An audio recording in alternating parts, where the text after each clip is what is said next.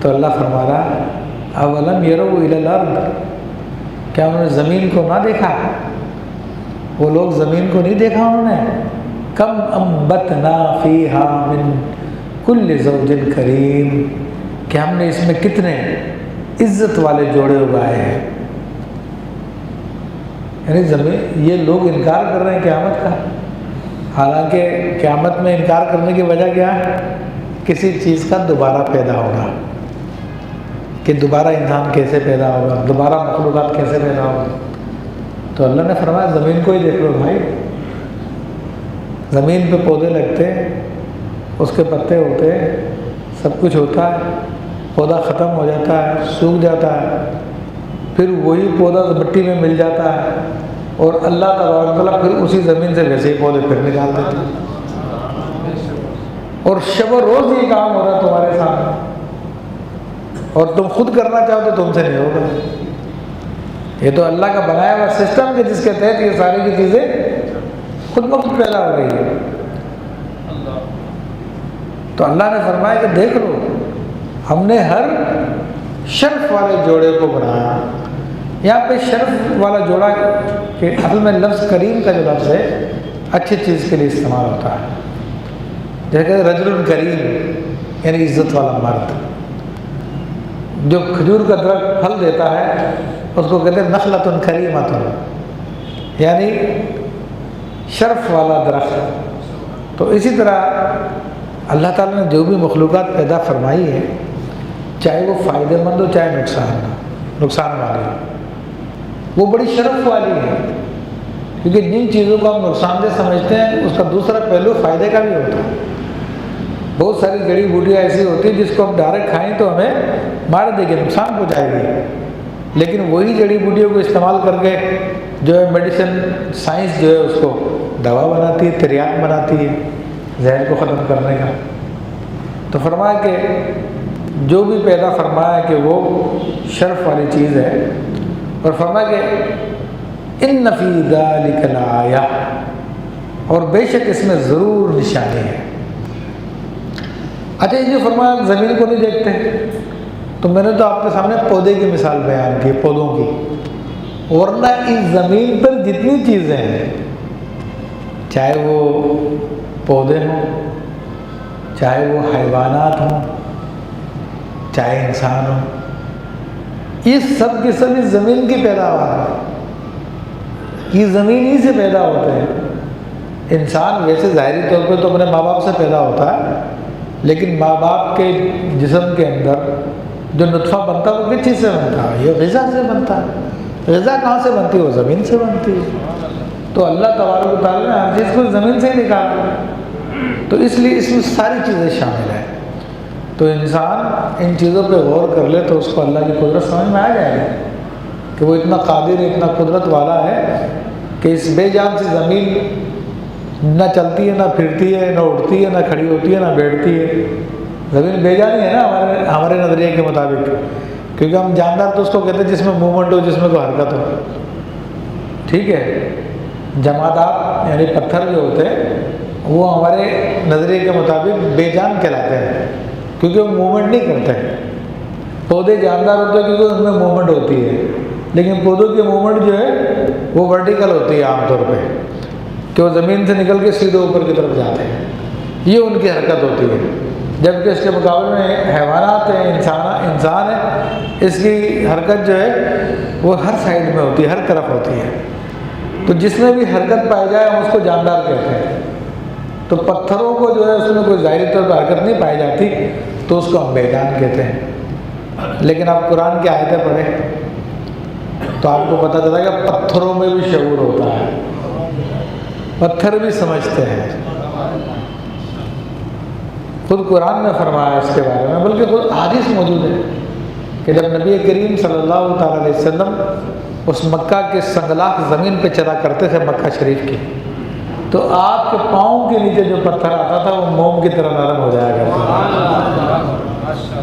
اور آپ فرماتے ہیں کہ مجھے وہ پتھر یاد ہے ابو بکر صدیق کے گھر کا، کہ جب میں وہاں سے گزرا کرتا تھا ابو بکر صدیق کے گھر سے تو وہ کہتا تھا الصلاۃ والسلام علیک یا رسول اللہ، تو پتھر بھی آپ کو سلام کیا کرتے تھے۔ یہ تو ہمارا اپنا معیار ہے کہ ہم پتھر کو بے جان کہتے ہیں، اس میں مومنٹ نہ ہونے کی وجہ سے، ورنہ ان پتھروں نے تو حضور علیہ الصلوۃ والسلام کے ہاتھ میں گواہیاں دی، کلمہ پڑا آپ کے ہاتھ پر۔ ان پتھروں پر تو نبی کریم صلی اللہ علیہ وسلم نے اپنا ہاتھ رکھا تو اس میں سے پانی کے فوارے پھوٹے۔ تو یہ ہر ایک کے لیے ظاہر نہیں ہوتا، لیکن اللہ کے نبی کے لیے سب کچھ ظاہر ہوا۔ تو فرمایا کہ ان سب میں نشانیاں ہیں۔ وَمَا كَانَ أَكْثَرُهُم مُؤْمِنِينَ، مگر اور ان کے اکثر ایمان لانے والے نہیں ہیں، اکثر ان کے ایمان والے نہیں ہیں۔ اب وہ کیوں ایمان نہیں لاتے ہیں، کس لیے ایمان نہیں لے کے آتے ہیں؟ اس لیے نہیں کہ ان کو سمجھ نہیں ہے، اس لیے نہیں کہ قدرت کی نشانیاں سمجھتے نہیں ہیں، سمجھتے سب کچھ ہے لیکن ماننے کے لیے تیار نہیں، کیونکہ ہر زمانے میں یہی مسئلہ رہتا ہے، چاہے وہ آج سے 1000 سال پہلے کا ہو، چاہے 4000 سال پہلے کی بات ہو۔ پچھلے زمانوں میں بھی نبیوں کا جو انکار کیا، اور اس زمانے میں جو نبیوں کا اور نبی کی تعلیم کا انکار کرتے ہیں، جس طرح ہمارے یہاں پر پاکستان ہے اور پاکستان اسلام کے نام پر بنا، اور ہماری اسمبلی میں مسلمانوں کی اکثریت ہوتی ہے، لیکن اس کے باوجود آج تک قرآن کا نظام لانے کے لیے تیار نہیں ہے، بلکہ جو قرآن کا نظام لانے کی کوشش کرے اس کے دشمن بن جاتے ہیں، اس کے مخالف بن جاتے ہیں۔ اور مخالف کون بنتے ہیں، دشمن کون بنتے ہیں؟ جو خود دکھانے کے لیے جو قرآن مجید بھی پڑھ رہے ہوتے ہیں، کلمہ طیبہ بھی پڑھ رہے ہوتے ہیں، تو انہوں نے ظاہر مسلمان رکھا ہوا اپنا، لیکن اندر سے ان کی سوچ وہی ہے جو ان کفار کی سوچ تھی جنہوں نے نبیوں کا انکار کیا۔ وہ کیا ہے؟ وہ کفار نبی علیہ السلام کے زمانے کے ہوں، خواہ نوح علیہ السلام کے زمانے کے ہوں، خواہ موسیٰ علیہ السلام کے زمانے کے ہوں، خواہ عیسیٰ علیہ السلام کے زمانے کے ہوں، وہ سب یہ بات جانتے تھے کہ اگر ہم نے اس نبی کا کلمہ پڑھ لیا تو ہماری جو سرداری ہے، ہماری جو بیگاری ہے، ہماری جو بدماشیاں ہیں، جو ہم جو چاہے کر لیتے ہیں، وہ ساری کی ساری ختم ہو جائے گی، اور ہمیں اس نبی کے لائے ہوئے قانون کے سامنے اپنا سر خم کرنا پڑ جائے گا، ہمیں ان کی ساری باتیں ماننی پڑیں گی۔ تو اس لیے وہ لوگ ایمان نہیں لے کر آتے تھے، اپنی نفسانی خواہشات کی وجہ سے ایمان نہیں لے کے آتے تھے کہ ہمیں اللہ تعالیٰ کے قانون کو ماننا پڑ جائے گا، اللہ کے نبی کی تعلیمات کو ماننا پڑ جائے گا، تو اس لیے وہ کافر ہوئے، انہوں نے انکار کیا۔ اور ہمارے زمانے کے جو لوگ ہیں، مسلمان ہونے کے باوجود قرآن کے نظام کو لانے کے لیے تیار نہیں ہیں، نظام مصطفیٰ کو لانے کے لیے تیار نہیں ہیں، وہ تو کلمہ پڑھنے کے باوجود اس نظام کی مخالفت میں لگے ہوئے ہیں، تو اسے منافقت کہتے ہیں۔ اور منافقین کا بدترین درجہ ہے، کافروں سے بھی برا درجہ ہے، کہ قرآن بھی پڑھتے جاؤ، ہے حدیث بھی پڑھتے جاؤ، نعتیں بھی سنتے جاؤ، درود بھی پڑھتے جاؤ، لیکن قرآن کے نہیں مانیں گے، نبی کے نہیں مانیں گے، قرآن میں جو احکام اللہ نے دیے اس کو نہیں مانیں گے، تو اس کو کہتے ہیں منافقت۔ اور منافقوں کے بارے میں آیا کہ جہنم کے نچلے ترین درجے، اگر اس کا نام منافقت نہیں ہے تو بالکل مجھے منافقت کی تعریف کر کے بتا دیں کہ منافقت کہتے کس کو ہے۔ تو یہ اللہ فرماتا وما کان اکثرهم مؤمنین، لیکن ان کے اکثر ایمان لانے والے نہیں ہیں۔ اور میں نے یہ کلام کیوں کیا کہ ایمان کیوں نہیں لا رہے؟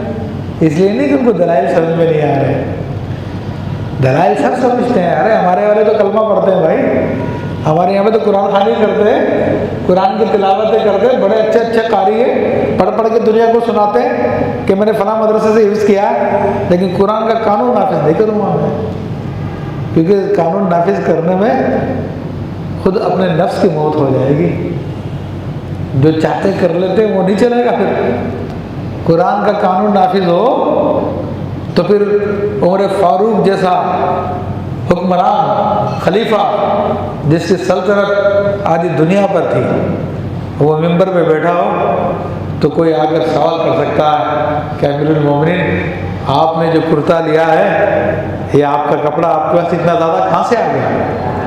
بیت المال سے جو آپ نے کپڑا تقسیم کیا تھا سب کو تو اتنا اتنا کپڑا تقسیم کیا تھا، آپ کا قد تو لمبا ہے، اس کپڑے میں تو آپ کا کرتا تو نہیں بننا چاہیے تھا۔ تو امیر المومنین کو جواب دینا پڑتا ہے، اور امیر المومنین کہتے ہیں کہ ہاں میں نے بھی اتنا ہی کپڑا لیا تھا جتنا سب کو ملا تھا، لیکن میرے بیٹے نے اپنے حصے کا کپڑا مجھے گفٹ کر دیا تو اس کو ملا کر میں نے اپنا کرتا بنایا۔ تو ان کو پتا کہ اگر یہ قرآن کا نظام نافذ کر دیا تو یہ جو ہمارے پروٹوکول چل رہے ہیں، ہمارے آگے پیچھے لوگ بھاگ رہے ہوتے ہیں، روڈ ہمارے لیے بند کرا دیے جاتے ہیں، یہ ساری کی ساری بدماشیاں ختم ہو جائیں گی۔ اس لیے قرآن پڑھتے بھی ہیں، قرات کر کر کے بھی سناتے ہیں، لیکن قرآن کی ماننے کے لیے تیار نہیں ہے۔ اس کو کہتے ہیں منافقت، اور یہ جہنم میں بدترین درجے میں ہو گئے ہیں لوگ۔